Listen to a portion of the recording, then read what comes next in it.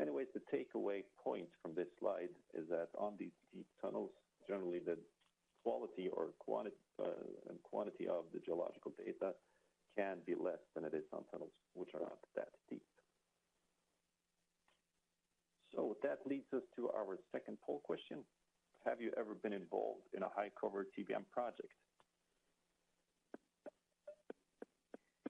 And Sindra, while everyone is answering that, we have a question. What tunnel depth constitutes high cover, and can fault zones create similar effects without there being high cover? That's two very good questions and two somewhat related questions. Because by purpose, we're not really defining what high cover is. We're looking at challenges caused by high cover. That's because a lot of these high stresses can be induced by geological processes. You can have situations or rock bursting even if you don't have too much overburden, the same with weakness zones. We put in the first slide that we're suggesting to look into it about 200 meters, but you can also encounter these problems with less overburden. Also, in regards to the fault zones, typically in regional fault zones or fault zones, there are rock stress related or rock stress concentrations in relation to the zone because of the high geological activity. Good. We have the polls back. It seems like about half of you have been involved in projects, so a good mix. So we're going to go through the major challenges we see in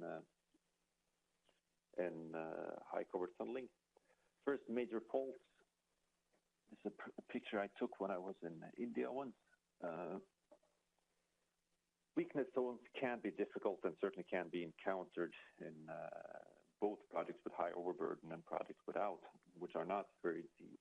However, when encountered in deep tunneling, there are some aspects to the fault zones which can amplify the problems.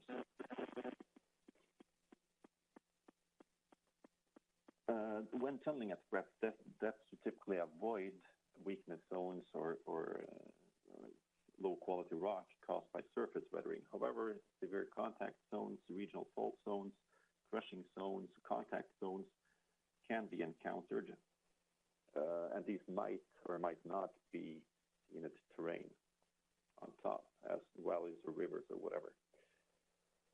If these major fault zones are encountered, they can result in severe conditions as very low rock mass quality with a lot of low mass or low quality rock above you, which gives you a very challenging rock condition to support, especially if you run into it before you are able to pre-treat it.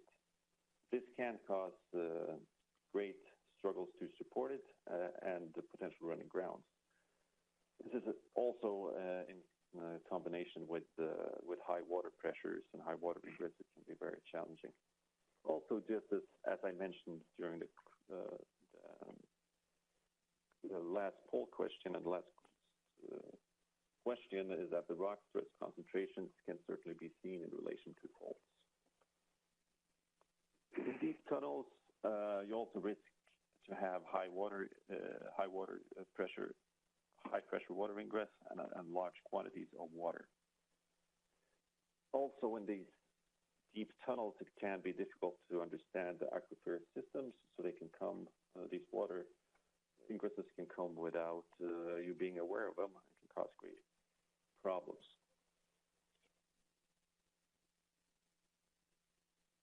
Rock bursting.